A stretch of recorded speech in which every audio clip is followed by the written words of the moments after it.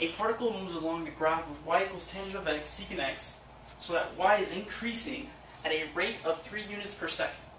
Find the rate at which x is changing with respect to time when x is equal to pi over 4. Okay, so this is related rates. They give us our equation, and they give us some other stuff. So let's write what is given. Alright, what's given? The equation. So they give us the equation that relates y with x.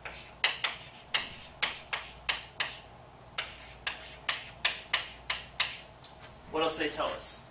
Y is increasing at a rate of 3 units per second. So it's increasing, so there's a rate of change. So we know that dy in respect to time, so dy dt is increased at 3 units, so this is 3 units per second. Okay, so we know dy dt. What else do we know? Find the rate at which x is changing, so we need to find dx dt. So this is what when x is equal to pi over 4.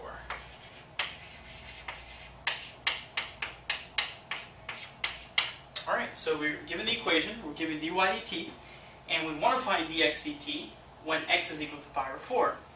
So pretty much all this sentence here, these two sentences, it's pretty much this is the important information you want to know. So always write down what's given on your related rates problem. Now, recall something. Since we know we need to take the derivative of both sides here, we need to take the derivative of y in respect to t, and the derivative of this in respect to t as well, we have to know the derivative of tangent and secant. So really quick, I recall the derivative of tangent of x, just in case. We know tangent of x is sine over cosine. Using the quotient rule, I obtain this. Do a little simplification. We know that this is cosine squared plus sine squared, that's 1 from the Pythagorean identity. Then we have 1 over cosine squared, that's the same thing as secant squared. So the derivative of tangent is secant squared. We'll need that. Derivative of secant x. Alright, so derivative of secant x, we know secant is 1 over cosine x. Again, using the quotient rule, we obtain sine x divided by cosine squared x, but that can be explained as 1 over cosine of x times sine of x divided by cosine of x. But we know 1 over cosine is secant, and we know sine over cosine is tangent. So the derivative of secant is secant tangent. Okay, so very important, we're going to use those right now. So we want to find d dt of y, and we also find d dt of this right here.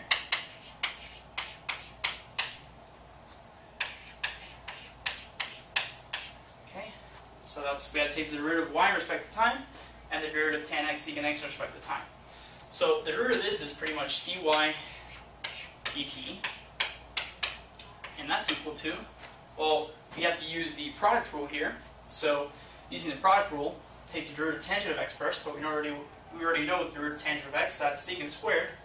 So that's going to be secant squared x times dx dt, because x is not t, so we need dx dt there. Times secant of x,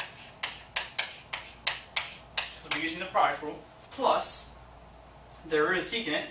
Well, derivative of secant, we know secant tangent, so that's secant of x, tangent of x, times dx dt, because again, x is not t, so we need to write that here, dx dt, times tangent of x, because we are using the product rule. Okay, so now we have dy dt is equal to all this, but let's do some simplification here. We have secant x, secant squared x here, so that's secant cubed, and we have dx dt here and dx dt in this term, so we can factor out dx dt.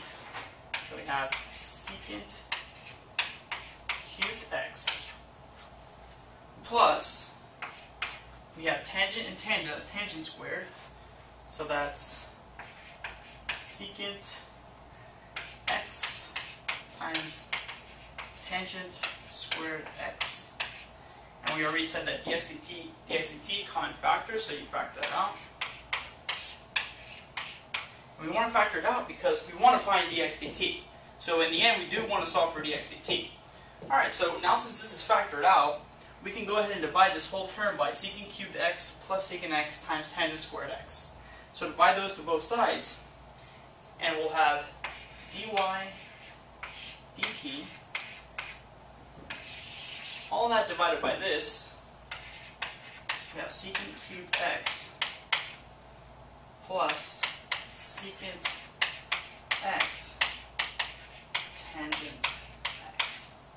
And that's equal to what we want, dx dt. Alright, good. So we want dx dt. We have dy dt. They give it to us, 3 units per second. And we know x is pi over 4. So we just plug in pi over 4 in here, compute that, and we plug in through here. So then this implies that dx dt is equal to, alright, 3 here. 3 divided by secant of pi over 4. So secant cubed of pi over 4 plus secant of pi over 4 times tangent, what was that? Yeah, tangent squared, yes. Tangent squared. That's tangent squared. So tangent squared of pi over 4. Okay. So now we have dx dt is equal to 3 divided by, now secant of pi over 4. So we know that, so we have, what's secant of pi over 4? It's the same thing as saying 1 over cosine of pi over 4.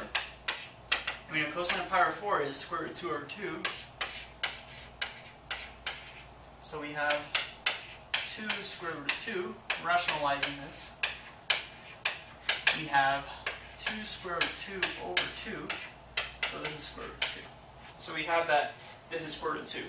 And cubed, so we have square root of 2 cubed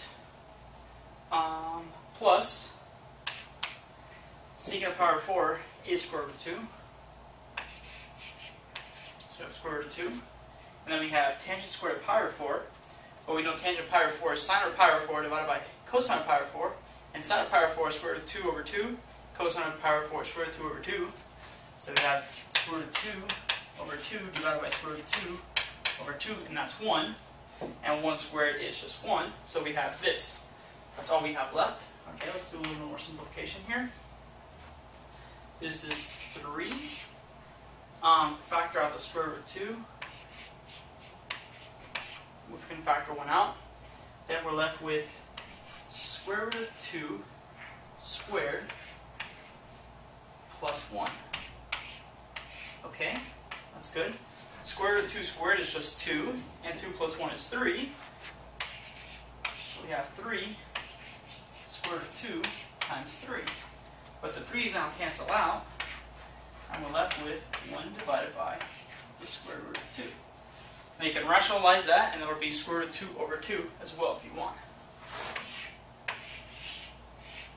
So that's that. So we found what they wanted. They wanted to find the rate at which x is changing with respect to time when x equals 4. So we did find the change in x with respect to time when x equals a pi over 4, and we got it was 1 divided by square root of 2. So that's the change. That would be units per second. So this is units per second.